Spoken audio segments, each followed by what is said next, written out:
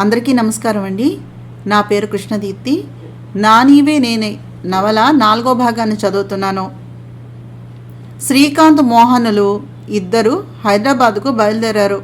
వాళ్లకు తోడుగా ఒక వృద్ధ నౌకరు జంటను పంపించారు జానకమ్మ, భాస్కరం గారు. కనీసం అక్కడికి వెళ్ళాక అయినా వాళ్ళు మారతారంటారా? అడిగారు జానకమ్మ భాస్కరం గారిని. వాళ్ళు ఏదో చేస్తారనుకున్నాను కానీ ఇలా చేస్తారని మాత్రం అనుకోలేదు. వాళ్ళిద్దరికీ ఒకళ్ళ మీద ఒకరికి నమ్మకము, ఇష్టం రెండూ ఉన్నాయి. త్వరలోనే శుభవార్తలు కూడా వినటామేమో. అయినా మనం పెళ్ళయ్యాక నువ్వు నేను కళ్ళగంతలు కోతి కొమ్మొచ్చి ఆడుకుంటూ ఉండేవాళ్ళం. ఒకసారి మన రోజుల్ని గుర్తు తెచ్చుకో అన్నారు ఆయన భార్య మనసుని వేరే దారికి మరల్చాలి అని. చాలండి, ఏదో తెలియక చేసిన తప్పుని మళ్ళీ గుర్తు చేసుకోవడం ఎందుకు అంటూ మూతి తిప్పుకుని సిగ్గుపడి లోపలికి వెళ్ళిపోయారు ఉషగారు. ఓసిని, తల నెరుస్తున్నా సిగ్గు తగ్గలేదు నీకు అంటూ నవ్వారు భాస్కరం గారు. చాలాసేపటి నుంచి ప్రయాణం చేస్తూనే ఉన్నారు శ్రీకాంత్, మోహన. ఇలా హైదరాబాద్కి ఇద్దరూ కలిసి చాలాసార్లు వెళ్ళారు. అప్పుడు కూడా మోహన శ్రీకాంత్ భుజంపై తల వాల్చి పడుకునేది. కానీ ఈసారి అంతా వేరుగా ఉంది. శ్రీకాంత్ భుజం తన చేత్తో పట్టుకుని హాయిగా తలవాల్చి విండో వైపు చూస్తూ, మావయ్య, ఊరంతా తిరగాలనుంది, తిప్పుతావా అంది ముద్దుగా చూస్తూ మోహన. మాస్కులు పెట్టుకున్నందుకు పోలీసులు జనాన్ని పట్టుకుని తంతున్న వీడియో ఒకటి చూపించాడు శ్రీకాంత్. అది చూపించాక పర్లేదా అని అడిగాడు. చిప్పో మావయ్య అంది మోహన. మన విషయం అమ్మా నాన్నలకు తెలిసిపోయిందని అక్కడ ఉండలేక తీసుకువస్తున్నా కానీ ఇక్కడ పని ఉండి కాదు తింగరి. ఇక్కడ ఇంట్లో నీకు కావాల్సినట్టుగా ఉండు. ఏది తినాలనిపిస్తే అది ఇంట్లో చేయించుకో. లేదంటే నువ్వు నేను కూర్చుని యూట్యూబ్లు తిరగేసి మన ప్రావీణ్యాన్ని ప్రదర్శిద్దాం. అంతే తప్ప వేరే దారి మాత్రం లేదు. ఇంకా చాలా సమయం పడుతుంది, నిద్రపో హాయిగా అంటూ అన్నాడు. కానీ ప్రయాణం అంతా సరదాగా ఏదో ఒకటి కబుర్లు చెప్పుకుంటూనే ఉన్నారు ఇద్దరు. వారు ఇంటికి వెళ్ళేసరికి ముందు రోజు రాత్రి వచ్చి ఇల్లంతా సర్ది సిద్ధంగా ఉంచారు భూషయ్య, రత్నమ్మ దంపతులు. ఇంటి ముందుకి వెళ్ళేసరికి హారతి ఇవ్వడానికి సిద్ధంగా ఉంది రత్నమ్మ. మోహన స్నానం చేద్దామని అలవాటుగా ఇంతకు ముందు తను ఉన్న గదిలోకి వెళ్ళి చూసేసరికి అక్కడ భూషయ్య, రత్నమ్మ దంపతుల సామాను సర్దబడి ఉంది. మావయ్య, నా బట్టలేవి చూడు, ఇక్కడ ఏమీ లేవు ఈ గదిలో అంది మోహన. శ్రీకాంత్ నవ్వుతూ, అవి మన బెడ్రూమ్లో ఉంటాయి. అమ్మ ఆగి అనుకుంటాను, రా పైకి అన్నాడు. బాగానే ఉంది, వస్తున్నా అంటూ పైకి నడిచింది మోహన. తనకు అమ్మమ్మ పంపిన బట్టలు బ్యాగ్ తెరిచి చూసింది. అన్నీ ట్రాన్స్పరెంట్గా ఉన్నటువంటి నైటీలు, లేటెస్ట్ ఫ్యాషన్ మినీ ట్రాకులు ఉన్నాయి. హనీమూన్కి వేసుకునే హాట్ డ్రెస్సులు ఇవన్నీ. అవన్నీ ఒక్కోటి బయటకు తీయడం మొదలుపెట్టింది మోహన. ఆమె సరిగా చూసుకోలేదు కానీ మంచం మీద కూర్చుని మోహన తీస్తున్న బట్టలను మార్చి తదేకంగా చూస్తూ ఉండిపోయాడు శ్రీకాంత్. పకపక నవ్వు వినిపించేసరికి అక్కడ ఉన్న శ్రీకాంత్ని, తన చేతుల్లో అరాకొరాగా కనిపిస్తున్న బట్టల్ని చూసి సిగ్గు వేసింది మోహనకి. ఫ్యాషన్ ఛానల్ చూడక్కర్లేదేమో అవి నువ్వు కట్టుకుంటే అన్నాడు కవ్విస్తూ శ్రీకాంత్. మావయ్య, నువ్వు కూడానా అంది బుంగముద్ది పెట్టి మోహన. నేను కాకుండా ఇంకా ఎవరైనా అంటే చెప్పు, చంపేస్తాను. నా పెళ్ళాన్ని అనటానికి అంత దెవ్వము ఎవరికి ఉందో చూద్దాం అన్నాడు నవ్వుతూ. అదంతా తర్వాత, నాకు బట్టలు కావాలి అంది మోహన. నీ బట్టలు కారులో ఉన్నాయి, నేను తెప్పించాను. నువ్వు కంగారు మాని కాసేపు వెయిట్ చేయి అంటూ ఫోన్ అందుకుని భూషయ్యకి ఫోన్ చేసి సామాన్లన్నీ తెప్పించి స్నానం చేసి తయారవ్వు, నేను అమ్మా నాన్నలతో మాట్లాడి వస్తాను అంటూ ఫోన్ అందుకుని బయలుదేరాడు. ఫోన్ మాట్లాడి స్నానం చేద్దామని బెడ్రూమ్లోకి వెళ్ళేసరికి టీషర్టు, షార్టు వేసుకుని సిద్ధమైంది మోహన. ఇంతవరకు చక్కగా జడ వేసి ఉన్నది పోనీటైల్ వేసి పైకి ముడి చుట్టేసింది. చేతికి గాజులు లేవు, ఒక బంగారు గాజు వేసుకుంది. మెడలో నల్లపూస లేవు, పోనీలేగే కనీసం సూత్రాలు ఉంచుకుంది. పెద్ద బట్టలు తీసేసి చిన్నగా సింపుల్గా ఉన్న పట్టీలు పెట్టుకుంది. అచ్చంగా మళ్ళీ కాలేజీ పిల్లలా ఉంది. కాలివేళ్లకు మెట్టెలు, పాపిట్లో కుంకుమ బొట్టు, మెడలో సూత్రాల చైను చూడగానే తనకు తెలియకుండానే ఓసిని, ఇందాకడి దాకా లక్ష్మీదేవిలా ఉన్నదానివి, ఇప్పుడు పూలందేవిలా తయారయ్యావేంటే అన్నాడు శ్రీకాంత్. ఏం కట్టుకున్నా అమ్మమ్మ ఇచ్చిన బట్టల మీద అన్నీ బెటర్గానే కనిపిస్తాయి. అనవసరంగా నీ మనోభావాలు దెబ్బతీసుకోకుండా త్వరగా స్నానం చేసిరా. ఆకలేస్తోంది బాబు, ఇంకా లేట్ చేసావో నేను పడుకుని పోతా. తర్వాత నాకు కూడా నువ్వే భోజనం పెట్టాలి, నీ ఇష్టం అంటూ ఫోన్ పట్టుకుని గేమ్ ఆడుకుంటూ మంచం మీద పడింది మోహన. బ్రహ్మరాక్షసి అనుకుంటూ స్నానం చేసి వచ్చాడు శ్రీకాంత్. ఇంతలో కల్పన నుంచి ఫోన్. హే మామా, వాట్సాప్, పెళ్లి చేసుకున్నావంట కదా, పార్టీ ఎప్పుడిస్తుండావు అని అడిగింది. నీ అంకమా, నీ మూలంగానే కదే నా పెళ్లి జరిగింది. ఎవరికి ఏ పార్టీ ఇచ్చినా నీకు మాత్రం విషం కల్పించేస్తానే కొరివి దెయ్యం అనుకుంటూ సమాధానం చెప్పి ఫోన్ పెట్టేసి వెనక్కి తిరిగేసరికి మంచం మీద బోల్లా పడుకుని హోమ్ థియేటర్లో పాటలు వింటూ కాళ్ళు ఊపుతూ గేమ్ ఆడుతోంది మోహన. మోహి, లే భోంచేద్దాం, ముందు చీర కట్టుకుని పూజ గదిలో దీపం పెట్టు, తర్వాత నువ్వు ఏ బట్టలు కట్టుకుంటావో నీ ఇష్టం అన్నాడు శ్రీకాంత్. మర్చిపోయాను మావయ్య, వెళ్దాం పదా, నేను బట్టలు మార్చుకుని వస్తానే అంటూ కదిలింది మోహన. 10 నిమిషాల్లో చకచకా తయారయ్యి ఆదరా బాదరా మడికట్టు పట్టుచీర కట్టుకుని రత్నమ్మ ఇచ్చిన పూలు పెట్టుకుని పొద్దున్న పెట్టుకున్న కాటుక కొంచెం కనిపిస్తుంది. స్వచ్ఛంగా తెల్లవారుజామున మంచులో తడిసిన మల్లెపువ్వులా ఉంది.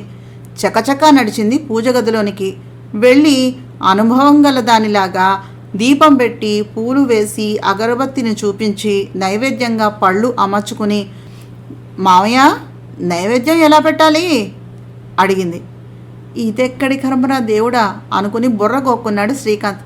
అది నాకు తెలిస్తే నేనే పెట్టేవాణ్ణి కదా అన్నాడు చిన్నగా. మరి తెలియకుండా దీపం పెట్టమని ఎందుకు చెప్పావు? చూడు ఇప్పుడు ఎలాగా అని బాధగా ముఖం పెట్టింది మోహన. ఏమో బాబు, ఇవన్నీ మీ ఆడవారి సంగతులు. అమ్మ చెప్పింది గుర్తుకు వచ్చి నీకు చెప్పాను, నీకిష్టం లేకపోతే వదిలేసేయి అన్నాడు తప్పించుకుంటూ శ్రీకాంత్. అదేంటి మావయ్య, నీ పెళ్ళం పెట్టకపోతే నీకే కదా, తప్పు కదా అని. ఓ దేవుడా, మాకు ఈ పూజలు అవి ఏమీ తెలియవు, కానీ ఏదో ఒకటి చెయ్యాలి అని మాత్రం తెలుసు. ఇదిగో నీకు ఇవన్నీ అమర్చి పెట్టాను, నా మీద కాస్త దయను చూపించి ఇవన్నీ స్వీకరించు స్వామి. ఇక మీదట ఇలాంటివన్నీ తప్పకుండా తెలుసుకుంటానే అని నమస్కారం చేసి హారతిచ్చి మావయ్య అంది మోహన శ్రీకాంత్ను పిలుస్తూ. అబ్బా, ఈ రేంజ్ పూజ నేను ఎక్కడా చూడలేదు. మా అమ్మే ఉంటేనా కళ్ళు ఊడి కింద పడిపోయేవి అన్నాడు శ్రీకాంత్. నువ్వు ఇలాగే మాట్లాడితే నాకు కోపం వస్తుంది చెప్తున్నా అంటూ మూతి తిప్పుకొని గదిలోకి వెళ్ళి బట్టలు మార్చుకొని కిందకొచ్చింది మోహన. 15 రోజులు ఇంట్లో వాళ్ళందరూ ఐసోలేషన్ అంటూ ఉండిపోయారు గదులలో. ఇంట్లో ఖాళీగా కూర్చుని బోర్ కొట్టేసింది మోహన్కి. రత్నమ్మ, నాకు వంటను నేర్పు అడిగింది రత్నమ్మను మోహన. మీరు వంట ఎందుకమ్మా, చెయ్యి కాల్చుకుంటే పెద్దమ్మగారు నా మీద కోపపడతారు అంది రత్నమ్మ. లేదు రత్నమ్మ, అప్పుడప్పుడు నాకు చేయాలనిపిస్తుంది. ఈరోజు వంట అంతా నేనే చేస్తాను. కనీసం నాకు మావయ్యకైనా నువ్వు కూరలను తరుగు, పక్కనే ఉండి ఎలా చేయాలో చెప్పు, నేను నేర్చుకుంటాను అంది మోహన. అది విన్న రత్నమ్మ పాపం చాలా ఓర్పుతో మోహనకు నేర్పటం మొదలుపెట్టింది. ఆ మొదలు పెట్టడం వెజ్ సూపు, బంగాళదుంప వేపుడు, కొబ్బరి పచ్చడి, వెజ్ సలాడ్ తానే స్వయంగా సంతోషంగా వండి, మావయ్య వాసన తెలుస్తోందా నీ ముక్కుకు, రా త్వరగా అంటూ బెడ్రూమ్లోకి పరుగు తీసి ధబాలున తలుపు తెరుచుకుని లోపలకు పరిగెత్తింది మోహన. అప్పుడే బాత్రూంలో నుంచి టవల్ మాత్రమే కట్టుకుని లోపలికి వచ్చాడు శ్రీకాంత్. అతనికి చిన్నప్పటి నుంచి బాక్సింగ్ చేయడం బాగా అలవాటు. కాసేపు వేడి నీటిల షవర్లో విశ్రాంతిగా ఉండి ఫ్రెష్గా కనిపిస్తున్నాడు. అంతవరకు అల్లరిగా అరుస్తూ లోపలికి వచ్చిన మోహన తనను అలా అని నోట మాట రానట్టుగా చూస్తూ ఉండడం, తన ముందు ఉన్న అద్దంలో నుంచి చూస్తూ, నువ్వు నన్ను చూడటం అయిపోతే ఎందుకు వచ్చావు గుర్తు తెచ్చుకుని చెప్పు అన్నాడు శ్రీకాంత్. తన పెళ్ళాం తనకు పడిపోయింది అనే ఆలోచన వచ్చి ఆ ఆనందాన్ని పెదవులు వంకరగా తిప్పి అదిమి పెడుతూ. అతను ఏమన్నాడు మోహన చెవులకి తప్ప ఇంకా మెదడులోకి చేరలేదు. మెల్లగా అడుగులో అడుగు వేసుకుంటూ వచ్చి శ్రీకాంత్ చేతులను, ఆ చేతులకు మెలితిరిగి ఉన్నటువంటి కండలను పట్టుకుని చూస్తూ ఉంటే ఆశ్చర్యంగా మోహన మొహంలోనికి చూసి, మోహి డార్లింగ్, ఏం చేస్తున్నావు అన్నాడు సన్నగా నవ్వుతూ కనుబొమ్మలను ఎగరేసి.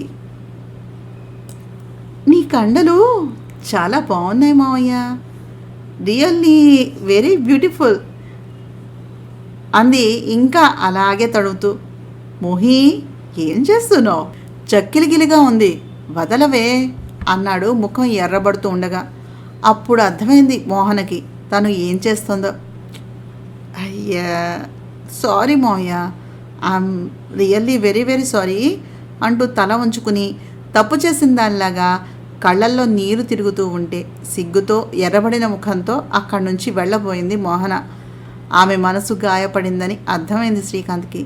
వెళ్ళిపోతున్న మోహనను తన దగ్గరకు లాక్కుని తన గుండెల మీద ఆమె చేతిని వేసుకుని, ఇదిగో, ఇది నీ మొగుడి శరీరం, దీన్ని పట్టుకోవడం ముట్టుకోవడం మాత్రమే కాదు, గిల్లడం చంపేయడం కూడా చేయొచ్చు. నీకు అన్ని రకాల హక్కులు ఈ శరీరం మీద ఇవ్వబడ్డాయి. సిగ్గుపడాల్సింది, భయపడాల్సింది ఏదీ లేదు, సరేనా అంటూ ఆమెను కంఫర్ట్ చేయడానికి ప్రయత్నం చేశాడు శ్రీకాంత్. తప్పు చేశానా? తప్పు కాదా? బొత్తిగా సిగ్గులేదు అనుకున్నాడా? అనుకుంటూ అతని గుండెల మీద తల వాల్చేసింది మోహన. అమ్మా, అన్ని పనులు అయిపోయాయి, భోజనానికి వస్తారా అన్న రత్నమ్మ మాటలు విని ఇద్దరూ దూరంగా జరిగారు. మామయ్య, నేను ఈ పూట వంట చేశాను, ఎన్ని వండానో చూడు, నువ్వు ఏది మిగల్చకుండా తినేయాల్సిందే, భయపడాల్సిన అవసరం ఏం లేదు, నాకు రత్నమ్మ వంట నేర్పింది, ఎలా ఉన్నాయో చూసి చెప్పాలి, మరి త్వరగా తయారయ్యిరా అంటూ డైనింగ్ హాల్ వైపు పరుగు తీసింది మోహన. నీలో ఎన్ని షేడ్స్ ఉన్నాయో బాబు, అంతలోనే చిన్నపిల్లలా అనిపిస్తావు, అంతలోనే మా అమ్మలా కనిపిస్తావు, ఇప్పుడు ఇప్పుడు నిజంగా ప్రియురాల్లా కనిపిస్తున్నావు అని అనుకుంటూ ఆమె తన శరీరాన్ని తడిమిన ఆ స్పర్శ తనను, తన మనస్సును గిలిగింతలు పెడుతూ ఉంటే తనను తాను కంట్రోల్ చేసుకుంటూ పరుగులాంటి నడకతో త్వరగా రెడీ అయ్యి డైనింగ్ హాల్లో మోహన ముందు కుర్చీ మీద కూలబడ్డాడు శ్రీకాంత్. టేబుల్ మీద అన్నీ సర్ది మోహన సిగ్గుపడుతూ హాల్లోకి రావటం చూసిన రత్నమ్మ చిన్నగా నవ్వుకుని, అమ్మా, అన్నీ సర్దాను, నన్ను వడ్డించమంటారా అడిగింది. వద్దు రత్నమ్మ, నేనే వడ్డిస్తాను, మామయ్య ఇంకా కిందకు రాలేదుగా, రాని అంది మోహన. నిజానికి రత్నమ్మ వచ్చే ముందే ఆమెకు మోహన అమ్మమ్మ చాలా విషయాలు చెప్పి పంపించింది. రత్నమ్మ ఆమెకు నమ్మిన వంటు, అందుకే పిల్లలిద్దరినీ దగ్గరకు చేయడానికి వీలైనంత ప్రయత్నించమని చెప్పి మరీ పంపింది. రత్నమ్మ కూడా శాంత స్వభావరాలు, ఆమెకు ఏం కావాలో ఆమెకు తీసుకోవడం తెలుసు, అలాగే యజమాని పట్ల విశ్వాసంగా ఉండడమూ తెలుసు.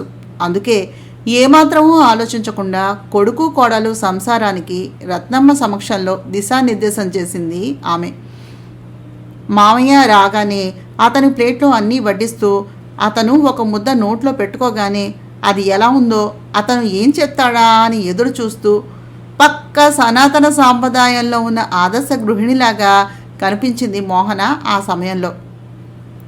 రత్నమ్మ, దీనికి వంట బాగా నేర్పించు, చాలా బాగుంది అని అంటూ తింటున్న శ్రీకాంత్ని చూసి నవ్వుతూ, ఇంకొంచెం వేయినా అంటూ వడ్డిస్తూ ఉంటే, రత్నమ్మ, మీరు వెళ్ళండి, మేము తింటాం అని చెప్పి ఆమె వెళ్ళగానే నువ్వు కూడా తిను అంటూ ముద్దలు చేసి పెట్టాడు మోహనకు. కానీ కారం తగ్గింది మోహయ్య అంది మోహన. ఏదో పాపం రత్నమ్మ పక్కన ఉంది కాబట్టి వంట ఇలా ఉంది. ఒకసారి నేను మీ ఇంటికి వచ్చినప్పుడు మీ అమ్మ, అదే మా అక్క వండిందిలే, అప్పుడు ఈ యూట్యూబ్లో ఈ వంట ప్రోగ్రామ్స్ కూడా లేవుగా, బావ ఆ రోజు భోజనం టేబుల్ సాక్షిగా మీ అమ్మ చేత ప్రామిస్ చేయించుకున్నాడు, ఇక జన్మలో నేను వంట వండను అని అంటూ మరో ముద్ద కలిపి పెడుతూ ఉంటే తింటూ, అయితే అమ్మకన్నా నాకే బాగా వంట వచ్చన్నమాట అంటూ నవ్వింది మోహన. లాక్డౌన్ ఎత్తివేశారు, కానీ మాస్కులు కంపల్సరీ. 144 సెక్షన్ అయితే రన్ అవ్వటం లేదు. వ్యాక్సిన్లు, కొత్తగా వచ్చే కేసులు, ఇంటి చుట్టూతా వచ్చే కేసులు, శానిటైజర్లు, రకరకాల కిట్లు, అప్పుడే ఇంచుమించుగా 10 నెలలు అయిపోయింది మోహన పెళ్లి జరిగి. మోహనకు ఎగ్జామ్స్ అయ్యాయి. కాలేజీలో దింపడం, తిరిగి తీసుకుని రావటం అన్నీ జరుగుతున్నాయి. అతను ఇంకా వర్క్ ఫ్రమ్ హోమ్ చేస్తూ ఉన్నాడు. ఆమె 3వ సంవత్సరం పరీక్షలు పూర్తి చేసింది.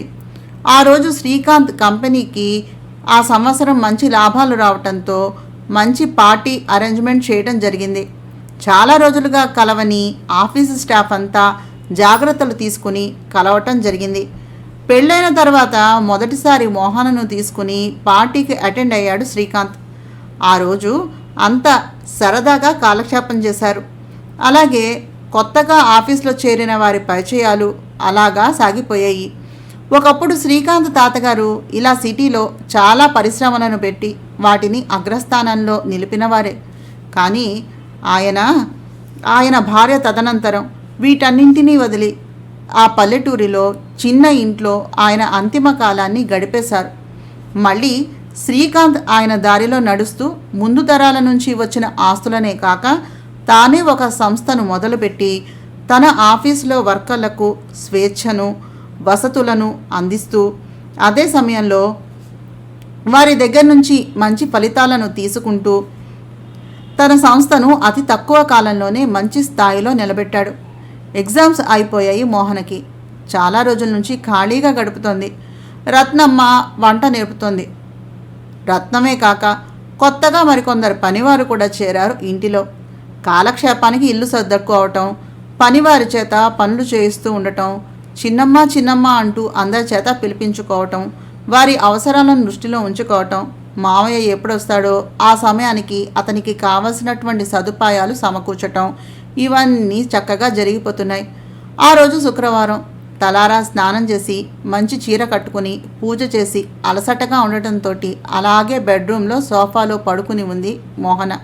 ఫోన్ మోగుతూ ఉంటే ఎవరా అని చూసేసరికి ఫోన్ స్క్రీన్ మీద పెళ్లిపీటల మీద నవ్వుతూ ఉన్న మావయ్య ఫోటో కనబడగానే ఆనందంగా ఎత్తింది మోహన. హలో మావయ్య అంటూ పలకరించింది మోహన. మోహన, మన ఇంటికి స్వీటీ వస్తోంది. ఇప్పుడే ఆఫీస్ నుంచి బయలుదేరుతున్నాం. కాస్త అర్థం చేసుకో ప్లీజ్ అంటూ ఫోన్ పెట్టేశాడు శ్రీకాంత్. స్వీటీ, ఈ పేరు విని ఇంచుమించుగా 2 సంవత్సరాలు అయిపోయింది. స్వీటీకి మామయ్య సూపర్ సీనియర్, స్వీటీ బ్రదర్ మామయ్య క్లాస్మేట్. అంతేకాక తను మంచి స్కాలర్ కూడా. స్వీటీ అన్నయ్య కమలేష్ అమెరికా వెళ్ళాలి అనే కళ్ళలతోటి ఉండేవాడు. మామయ్య కంపెనీ స్టార్ట్ చేసినప్పుడు శ్రీకాంత్తో పాటు కమలేష్, గుప్తా, సత్య కలిసి కంపెనీని స్టార్ట్ చేశారు. వీళ్ళంతా ఫ్రెండ్స్. మొదట్లో చాలా ఇబ్బందులు వచ్చాయి. మామయ్య తాత దగ్గర చాలా తిట్లు తింటూ ఉండేవాడు. ఆర్థికంగా తాత మీద ఆధారపడకుండా బిజినెస్ని స్టార్ట్ చేశాడు. ఆ సమయంలో శ్రీకాంత్ స్వీటీని ఇష్టపడ్డాడు. స్వీటీకి తన ఆఫీస్లో జాబ్ కూడా ఆఫర్ చేశాడు. కానీ ఒక స్టార్టప్ కంపెనీలో మంచి ఉద్యోగం కంటే ఒక మంచి కంపెనీలో చిన్న ఉద్యోగం బెటర్ అనుకుంది స్వీటీ. అలాగే కనీసం మోరల్ సపోర్ట్ కూడా ఇవ్వలేకపోయింది. కానీ మామయ్య తనని ఒక సాధారణ వ్యక్తిగానే అందరికీ పరిచయం చేసుకునేవాడు. నిజంగా తన బ్యాక్గ్రౌండ్ తెలిసి ఉన్నట్లయితే స్వీటీ తప్పకుండా మామయ్యని అంగీకరించి ఉండేదేమో. ఇంతలోనే కమలేష్ మామయ్యను మోసం చేసి ఆ ప్రాజెక్ట్ వేరే కంపెనీకి వెళ్ళేలాగా చేసేశాడు.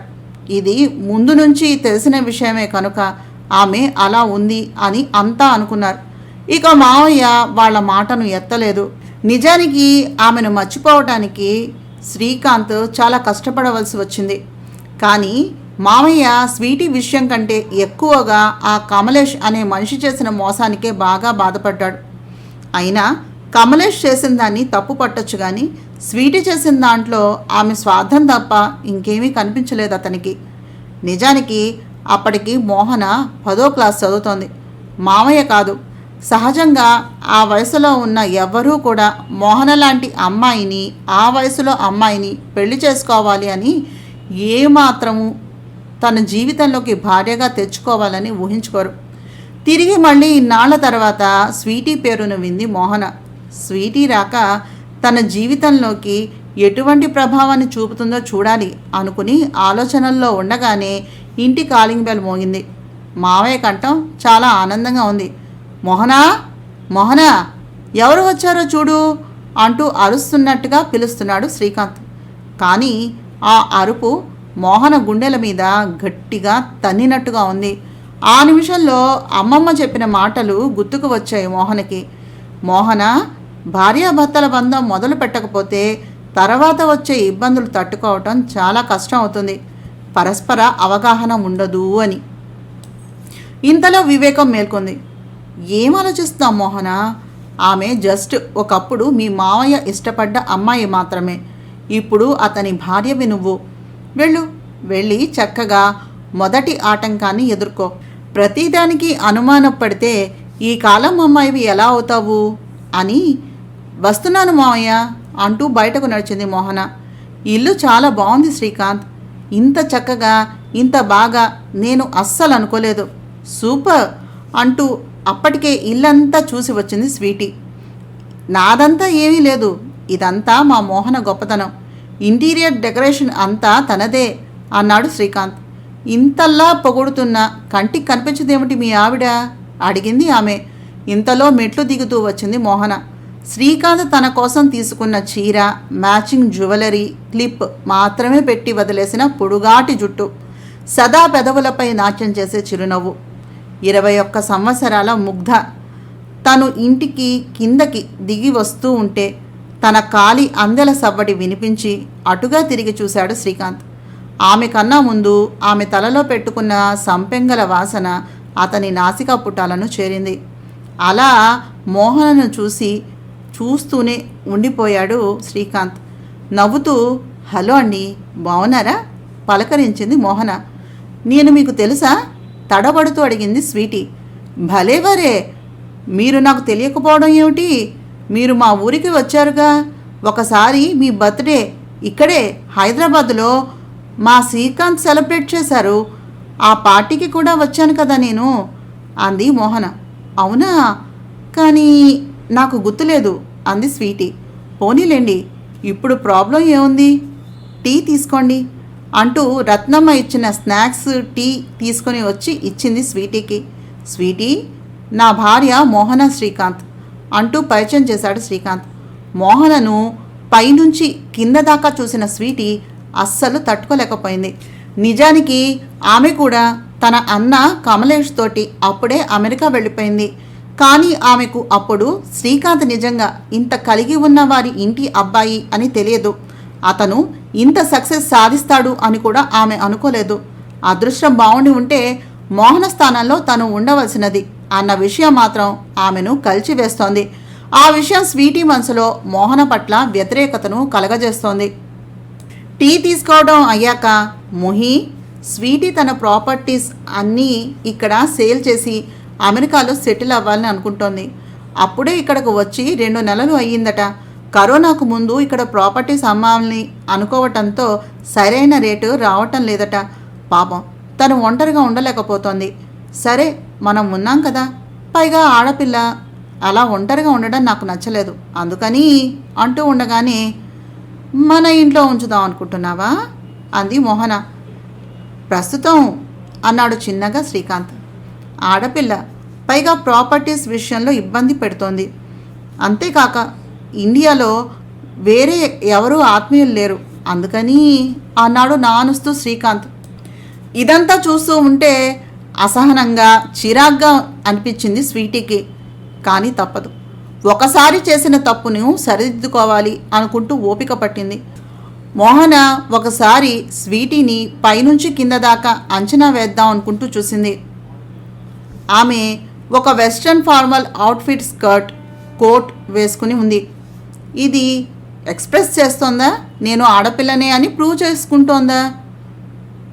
అసలు సిగ్గు లేకుండా మావయ్యని ఎలా కలిసింది? అప్పట్లోనే మావయ్యని తెగ వాడేసుకున్నారు అన్నయ్య చెల్లెలు కలిసి. ఇప్పుడెలాగా? అమ్మమ్మ చెప్పిన మాటలు నిజంగానే నిజం అవుతాయేమో అనుకుంటూ ఏమీ మాట్లాడలేదు. 2 నిమిషాలు ఆగి, రత్నమ్మ, ఈ స్వీటీ గారికి గెస్ట్ రూమ్ చూపించు. అలాగే ఈమె ఇప్పుడు ఉంటున్న ప్లేస్లో లగేజీనంతా ఖాళీ చేయించి తీసుకురావటానికి సాయం చేయమని లిల్లీని పంపు అంది. ఇంతలో మోహన ఫోన్కి ఒక మెసేజ్ వచ్చింది. తీసి చూసింది మోహన. అది శ్రీకాంత్ నుంచి. తల పైకెత్తకుండా కన్నులు మాత్రమే కలిపి ఐమూలగా అతని వైపు చూసింది. ముగ్ధుడైపోయాడు శ్రీకాంత్. తర్వాత మెసేజ్ ఓపెన్ చేసి చూసింది. ఆవేశపడకుండా సంయమనం పాటిస్తూ ఉన్నందుకు చాలా థ్యాంక్స్ అని ఉంది దానిలో. నిజానికి మండిపోతోంది మోహనకి. ఆ క్షణం అక్కడే స్వీటీ చెంప వాయగొట్టి మావయ్యని పడగొట్టి అతని గుండెల మీద నుంచుని డ్యాన్స్ చేయాలని ఉంది. ఇంకా నా వల్ల కాదు, దీని సంగతి ముందు అమ్మమ్మకు చెప్పాలి. తను ఇక్కడికి వస్తే ఈ సంగతి ఏమిటో 2 రోజుల్లో తేల్చి పడేస్తుంది. కానీ 2 రోజుల్లో ఎలాగైనా ఆలోచించి పని చేయాలి. మన ప్రయత్నం చేయకుండా అమ్మమ్మ నెత్తి మీద ఎందుకు మోపటం? అసలు మన బంగారం మంచిదైతేగా అంటూ మళ్ళీ విస్సురుగా ఒక్క చూపు ఎర్రగా గుర్రుగా చూసింది శ్రీకాంత్ వంక. మోహన ముఖంలో మారే ప్రతి ఎక్స్ప్రెషన్ని క్షుణ్ణంగా చూస్తూ ఉన్నాడు శ్రీకాంత్. స్వీటీ తనకు కేటాయించిన గది చూడటం కోసమని రత్నమ్మ వెనక్కాలే వెళ్ళిపోయింది. ఆమె తన గది వైపు వెళ్లే వరకు ఆగి శ్రీకాంత్ను కోపంగా చూస్తూ సర్రున లేచి తన గది దగ్గరికి వెళ్ళడం కోసమని మెట్లు ఎక్కడం మొదలుపెట్టింది మోహన. ఇలా ఎప్పుడు లేస్తుందా అని ఎదురు చూస్తున్నాడు శ్రీకాంత్. ఆమె కదలగానే పట్టుకునే ప్రయత్నం చేశాడు శ్రీకాంత్. ఆమె జుట్టు అందలేదు, ఆమె పైట కొంగు అందింది. ఒడిసి పట్టుకున్నాడు. ఇద్దరి మధ్యన యాక్షన్ ఎంత గట్టిగా జరిగిందంటే బయటకు పెట్టిన పిన్ను సౌండ్ చేస్తూ బయటకు వచ్చేంత. అంతే. మోహన కొంచెం తగ్గి పైటను చూసుకుంది. మావయ్య కొనిచ్చిన కొత్త చీర ఇష్టంగా కట్టుకుని సిద్ధమైంది. అది కాస్త చిరిగి కనిపించేసరికి మోహన కళ్ళల్లో కోపం ఇంకా ఎక్కువైపోయింది. తట్టుకోలేక ఇక శ్రీకాంత్ను పట్టుకుని కొట్టడం మొదలెట్టింది. సిగ్గుందా నీకు? దాన్ని, ఆ దెయ్యాన్ని ఇంటికి తీసుకొస్తావా? నాకు చెప్పక్కర్లేదా? ఇది ఎవరిల్లు అనుకున్నా? నాకు చెప్పక్కర్లేదా అంటూ కొడుతూనే ఉంది. ఆ వేగానికి ఆమె పైట అతని చేతుల్లోనే ఉండడం వలన మోహన కొట్టి కొట్టి అలసిపోవడం వలన ఆమెకు చేతులు నొప్పి వచ్చి మోయో అంటూ అతని పెదవులపై తన పెదవులతో తీపి సంతకాన్ని చేసింది. ఆమె కొట్టడం మొదలు పెట్టగానే ముందు తప్పించుకోవాలి అనుకున్నాడు. ఇంట్లో ఉన్న పనివారు చూస్తున్నారని, ఆమె పైట జారిపోయి ఉందని, ఆమె చేతులు పట్టుకోవాలని తన గుండెలకు హత్తుకుని, నీ స్థానం ఎప్పుడూ నీదే, ఆమెకు సహాయం చేయటం మాత్రమే నా ఉద్దేశం అని చెప్పాలని అనుకున్నాడు. కానీ ఆమె అలా ఏడుస్తూ తనను ముద్దు పెట్టుకోవటంతో ముందు పరవశించిన తరువాత తన పట్ల ఇంత ప్రొటెక్టివ్గా తన చుట్టూ తిరిగే అమ్మాయిల పట్ల అంత ఈర్ష్యగా ఉంటుంది అనుకోలేదు శ్రీకాంత్. ఆ ఫీలింగ్ తనకు నచ్చింది. ఆమెను ముందు పైకి తీసుకుని వెళ్ళాలి అనుకున్నాడు. కానీ తర్వాత వేరే ఆలోచన వచ్చింది. వెంటనే ఆమెను ఎత్తుకుని మెట్లు దిగుతూ, మోహి బయటకు వెళ్తున్నాం, ఒడిలో నుంచి దిగుతావా, ఇలాగే తీసుకెళ్ళనా అడిగాడు. దిగుతాను అంది మోహన చిన్నగా. సరే అంటూ ఆమె పైట సరిగ్గా సర్ది చెయ్యి పట్టుకుని, నీకొక సర్ప్రైజ్, ఇంకా పూర్తి కాలేదు కానీ ఇంకా లేట్ చేయడం నాకు అస్సలు ఇష్టం లేదు అంటూ ఒక ఫోన్ చేసి కారు ఎక్కి టక్కున కార్ డోర్ మూశాడు. కార్కి ఉన్న గ్లాసెస్ వలన కార్లో ఏం జరుగుతుందో బయట జనాలకు తెలిసే అవకాశం లేదు. అందున అది లగ్జరీ కారు కావటం వలన చాలా స్పేషియస్సే కాక ఆ కార్ని శ్రీకాంత్ తనకు కావలసినట్టుగా డిజైన్ చేయించుకోవడం వలన విలాసంగా ఉంది. కారు ఎక్కడం ఆలస్యం. మోహనను గట్టిగా హత్తుకుని ఏం జరగబోతోంది అని మోహన బుర్ర బద్దలు కొట్టుకోకుండా ఆమె పెదవులను తన పెదవులతో జత కలిపాడు. ఎర్రగా చుర్రుమనే మంట పెదవులపై కలిగేసరికి శ్రీకాంత్ని వదిలించుకొని దూరం జరిగింది మోహన. సిగ్గుతో బుగ్గలు ఎర్రబడ్డాయి. కళ్ళు ఎత్తకుండా కామ్గా కూర్చుండిపోయింది. తను కూడా సిగ్గుపడ్డాడు శ్రీకాంత్. ఒక చిన్న నవ్వు నవ్వుకుంటూ కారును స్టార్ట్ చేశాడు. శరవేగంగా దూసుకుపోయింది కారు. 1.5 గంట దూరం ప్రయాణం చేసి హైదరాబాద్ సిటీ అవుట్కట్స్కి వచ్చారు. చాలా పెద్ద కాంపౌండ్. వాచ్మ్యాన్ సలాం చేస్తూ తలుపులు తెరిచాడు. ఆ గేటు దాటాక కూడా చాలాసేపు ప్రయాణించింది కారు. అది ఒక పెద్ద విల్లా. చాలా లగ్జరియస్గా కనిపిస్తోంది. కార్ డోర్ని ఓపెన్ చేసి ఆమె చెయ్యి అందుకోవడం కోసం ముందుకు వాలి, ప్లీజ్ అన్నాడు డ్రమటిక్గా.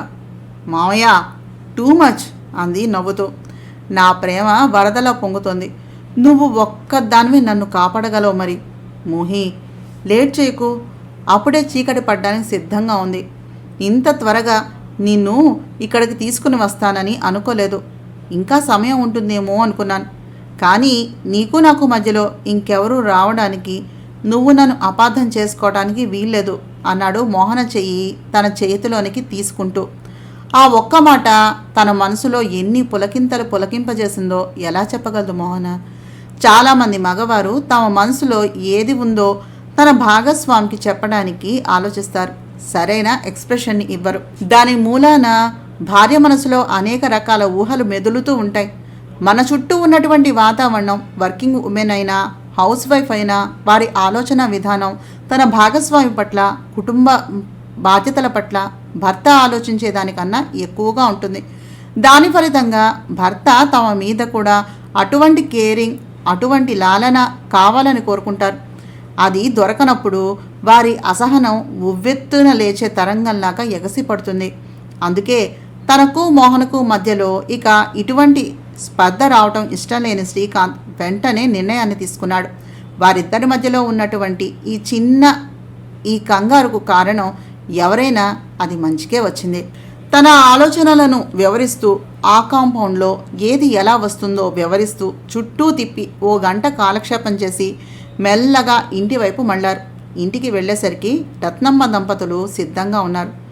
ఈమె ఇక్కడికి ఎలా వచ్చింది అంది మోహన. మన తరపున పెద్దవాళ్ళు ఎవరూ లేకపోతే ఎలాగా నవ్వాడు శ్రీకాంత్. రత్నమ్మ మోహనను తీసుకుని తెల్లని చీరలో పెళ్లి కూతుల్లాగా సిద్ధం చేసి తీసుకొచ్చింది. వచ్చేసరికి శ్రీకాంత్ కూడా తెల్లని పంచెలో సిద్ధంగా ఉన్నాడు. ఇద్దరికీ కొసరి భోజనం ఒకటే పళ్ళెంలో వడ్డించింది రత్నమ్మ. అన్నీ అర్థమవుతూ ఉంటే సిగ్గుల మొగ్గ అయింది మోహన. భోజనం అయ్యాక ఫోన్ వస్తే మాట్లాడుతూ బయటకు వెళ్ళిపోయాడు శ్రీకాంత్. రత్నమ్మను చిన్నమ్మ గారికి బెడ్రూమ్ని చూపించు అని చెప్పి. నా నీవే నేనే నవల 4వ భాగాన్ని చదివాను. నా ప్రయత్నం నచ్చినట్లయితే తప్పకుండా మా ఛానల్ సబ్స్క్రైబ్ చేసి, షేర్ చేసి, లైక్ చేసి, కామెంట్ చేయండి. అలాగే ప్రతినిపిలో జొన్నలగడ్డ కృష్ణదీప పేరుతోటి నవలలో రాస్తున్నాను. ఇష్టం ఉన్నట్లయితే ఒకసారి వెళ్ళి చదవండి. నమస్తే.